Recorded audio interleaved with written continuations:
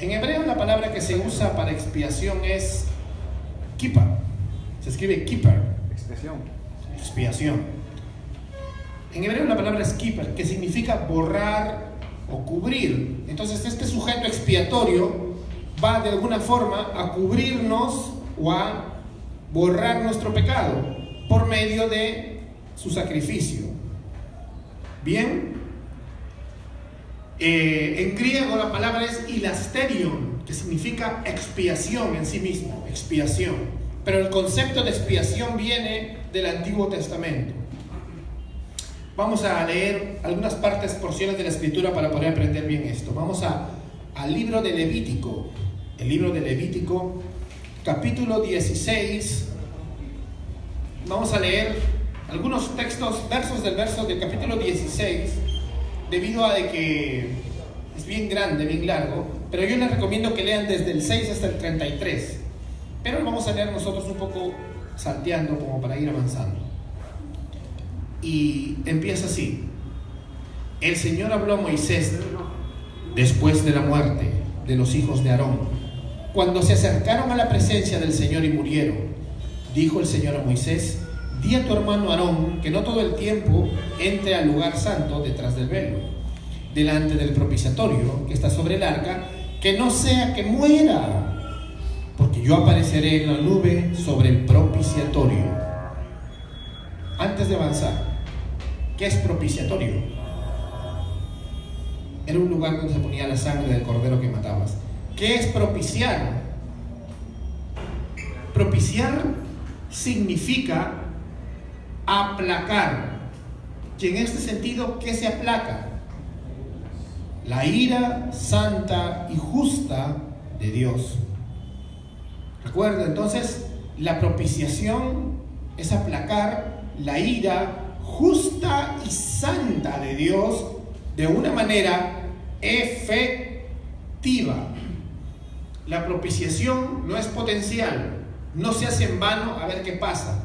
Cuando ese cordero era expiado, su sangre propiciaba efectivamente los pecados del pueblo. Amén. Sigamos. Verso 6. Entonces Aarón ofrecerá el novillo como ofrenda por el pecado, que es por sí mismo, porque el sacerdote tenía primero que expiar sus propios pecados antes de expiar los pecados del pueblo. Entonces Aarón ofrecerá el novillo como ofrenda por el pecado, que es por sí mismo, para hacer expiación por sí mismo y por su casa. Y tomará 2 machos cabríos y los presentará delante del Señor a la entrada de la tienda en reunión. Y echará suertes Aarón sobre los 2 machos cabríos, a los corderos. Una suerte por el Señor y otra suerte para el macho cabrío expiatorio. Aarón ofrecerá el macho cabrío sobre el cual ha caído la suerte para el Señor, haciéndolo ofrenda por el pecado. Pero el macho cabrío sobre el cual cayó la suerte para el macho expiatorio será presentado vivo delante del Señor para hacer expiación sobre él, para enviarlo como macho cabrío expiatorio al desierto. ¿Cómo así? Uno de estos machos cabríos, o sea, uno de estos corderos perfectos, sin mancha, iba a ser puesto sobre el altar, que tenía 4 cuernos. ¿Se acuerdan? No sé si han visto por ahí dibujos del altar. Se había puesto, el sacerdote iba a poner su mano como simbólicamente traspasando los pecados del pueblo, digamos que imputando los pecados del pueblo sobre este animalito. Y una vez que el macho cabrío se convierte en el representante legal, recuerden, legal del pueblo, este macho cabrío es exterminado, es eliminado, es cortado, es sacrificado. El macho cabrío termina siendo sacrificado. Al otro macho, ¿qué le hacen? Lo enviaban al desierto, a alejarse para siempre del campamento de Dios, que esa es otra de los simbolismos que se cumplen en la cruz también, ¿no? Cuando Cristo dice: Dios mío, ¿por qué me has abandonado? Tenía que haber una muerte y un abandono total. Dios, a través de su ira, tiene que ejecutar al que ha roto su ley y abandonarlo para siempre. Eso es la expiación, entendida en el Antiguo Testamento. ¿Está algo claro?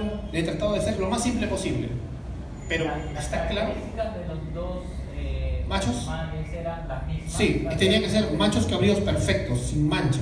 Ahora, ¿qué significaba en ese tiempo sin mancha? Era que no tengan sus partes íntimas maculladas, que no tengan enfermedades, que no tengan piojito, pon de sarna, que no tengan una pata más larga que otra. Tenían que ser lo mejor, que espiritualmente significaba que el Cordero que habría de venir, el Mesías Cristo, iba a ser sin mancha espiritual, ¿no? Sin pecado. ¿Hasta ahí alguna otra pregunta? Está claro, ¿no? Entonces, el día de Yom Kippur era un día que se celebraba generalmente a partir de la puesta del sol del día 9 del mes Tishri, que es octubre, y ese día se expiaba por todo el pueblo. Porque si tú lees el libro de Levítico, hay un montón de expiaciones, ¿eh? La paloma, hay pequeñas expiaciones personales, pero no, esta es la expiación por el pueblo. Y ese es el tipo, es un tipo, una sombra de lo que habría de ser la verdadera expiación con el verdadero Cordero, ¿no? Este Cordero le quitaba el pecado del pueblo.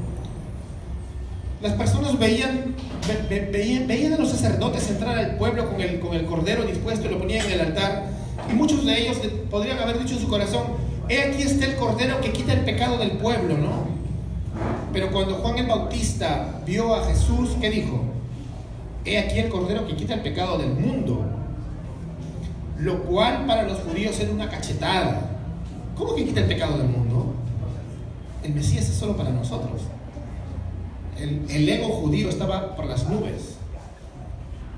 Así que ese es también un síntoma del desecho de Israel. Dios ya había decretado que la etnia de Israel iba a ser desechada.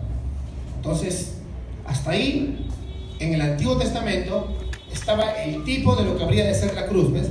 Todo este ritual tenía un fin, y ese fin era Cristo. Por eso muchos se preguntan a veces, yo he visto que interpretan a veces el capítulo donde Cristo vota a los mercaderes del templo como que sí, Jesús los votó porque habían hecho una parada ahí. No es eso. ¿Qué tipo de mercaderes eran los que estaban ahí? Sí, animales, pero ¿qué tipo de animales? No vendían animales para que comas, para sacrificio.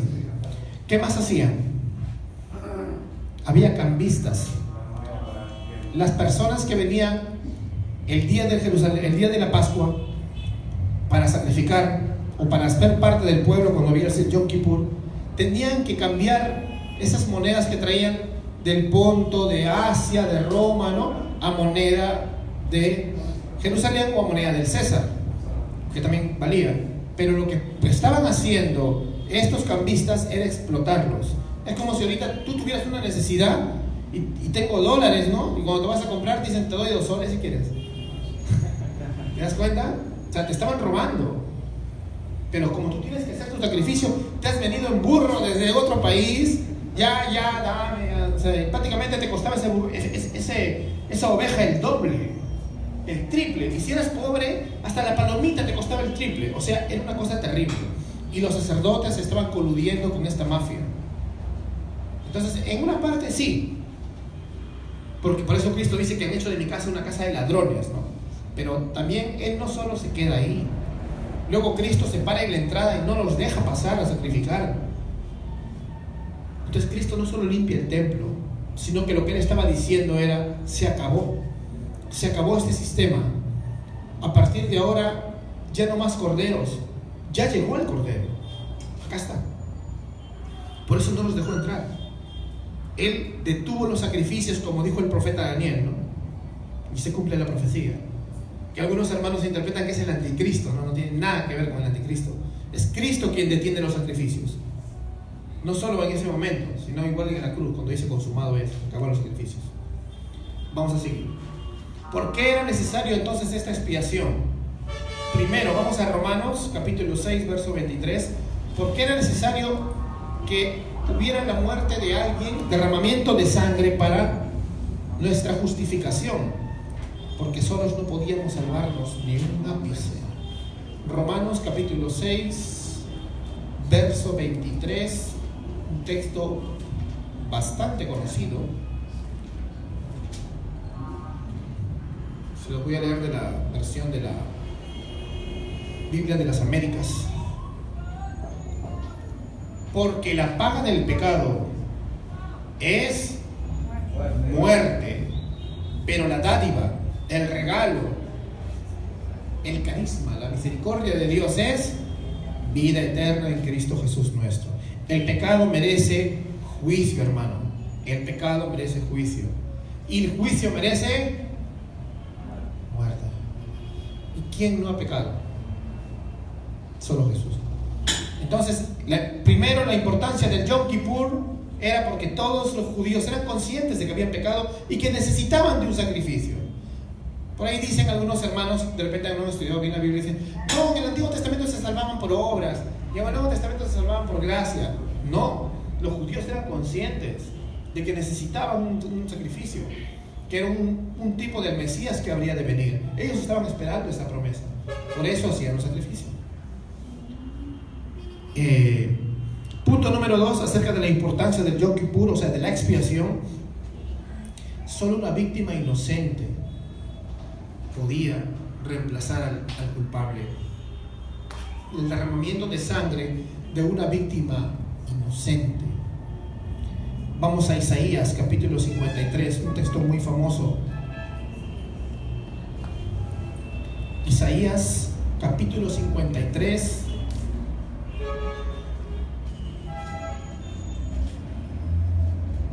verso 5. Este texto es famoso.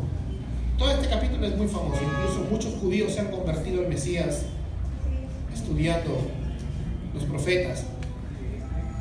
Es maravilloso. Sí, Isaías capítulo 53, verso 5 dice: mas él, o sea, nuestro Mesías, fue herido por nuestras transgresiones, molido por nuestras iniquidades. El castigo por nuestra paz cayó sobre él, y por sus heridas, por sus llagas, hemos sido sanados. Amén. Algunos hermanos interpretan también esto como una forma de que por sus llagas, dicen, y que por eso todos debemos sanarnos, ¿no? Dios sana, y aún va a dones de sanidad, pero no podemos manipular a Dios con un texto y tratar de hacer un circo de las sanidades acá cuando al final no se sana nadie. Este texto está hablando de la expiación, de que Él sana la muerte de los hombres. Nosotros estamos condenados a morir. Ahora en Cristo vamos a resucitar. La muerte se ha acabado gracias a Él. Solo una víctima inocente y ajena al pecado podía expiar a su pueblo. Solo, punto 3, sangre inocente podía ser derramada por su pueblo. Lo mismo dice el autor de los Hebreos. ¿Recuerdan al autor de los Hebreos? Este libro fue escrito más o menos en el año 67, 65, antes del 70, que fue la destrucción total de Jerusalén. Históricamente, las promesas de Cristo de Mateo 24 se cumplen en el año 70, cuando el general Tito viene y destruye para siempre Jerusalén.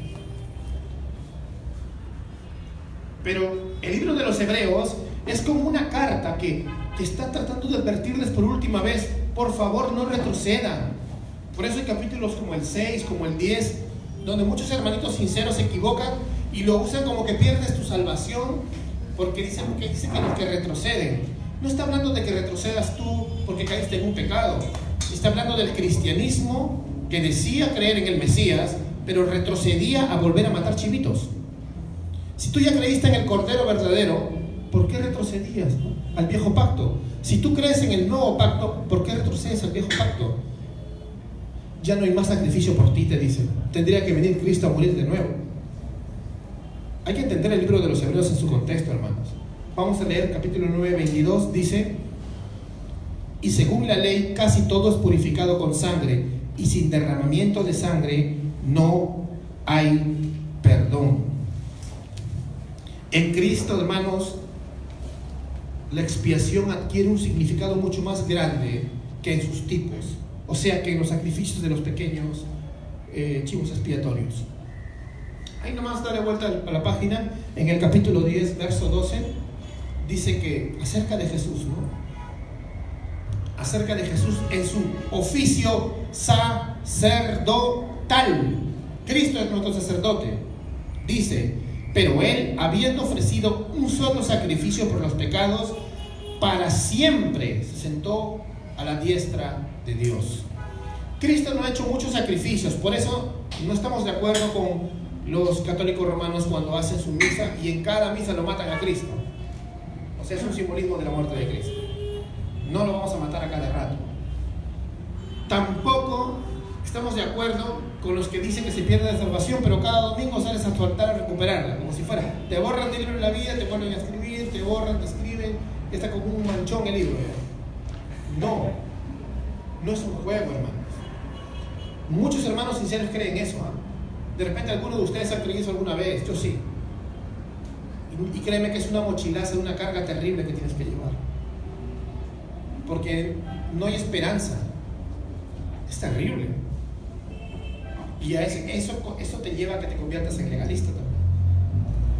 Bueno, ven la importancia de entender la expiación como es. La expiación es efectiva, hermanos. Digamos que para siempre, como dijo Jesús, consumado es.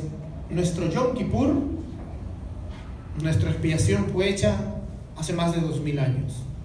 No ahora, ¿ves? Cristo murió por ti hace más de 2000 años. ¿Quiénes son los sujetos ahora? ¿Quiénes son los target? ¿Quiénes son los objetos y sujetos receptores de la bendición de la sangre derramada del Cordero? ¿Quiénes eran, como hemos visto ver en el Antiguo Testamento? ¿Los amonitas? ¿No? ¿Los iraníes? ¿Los iraquíes? Nadie. ¿Quiénes eran los receptores objetivos y efectivos de la sangre del Cordero? El pueblo. Cristo moría por su pueblo. O sea, el Cordero es expiado por el pueblo, no por los enemigos del pueblo. Significa que Dios tenía un pueblo determinado y particular por el cual las ovejas morían. ¿Amén? Vamos a leerlo. Juan capítulo 10, verso 15. En el Antiguo Testamento está claro. Dice, expiarás por el pueblo, expiarás por el pueblo. Todos los textos que vamos a leer es por el pueblo.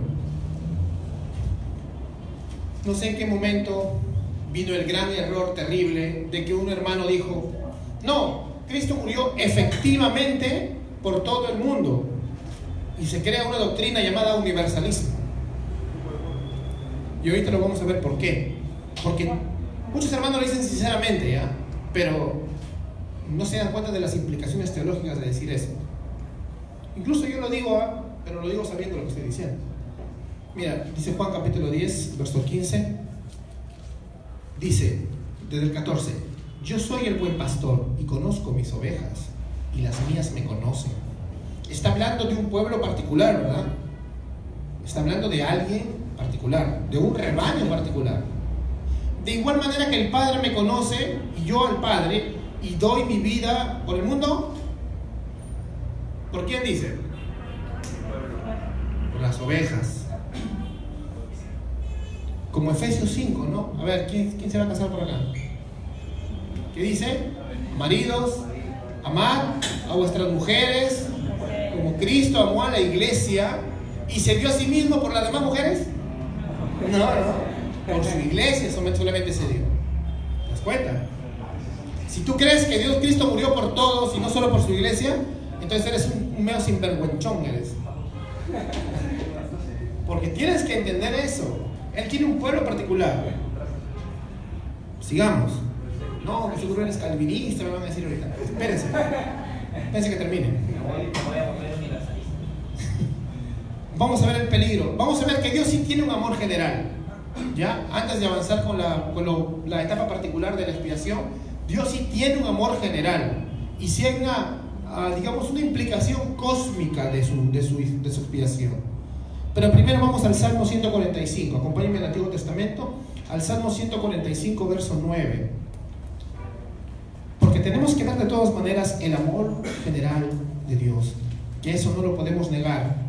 Si tú niegas el amor general de Dios, significa que estás en una postura, no sé si algunos de acá de ustedes ya conocen, si no me preguntan y les respondo qué es, que se llama hipercalvinismo. ¿Han escuchado del hipercalvinismo? Que se come chino Extremo. El hipercalvinismo tiene posturas tan bravas como que Dios es el autor del mal. ¿O para qué vamos a predicar?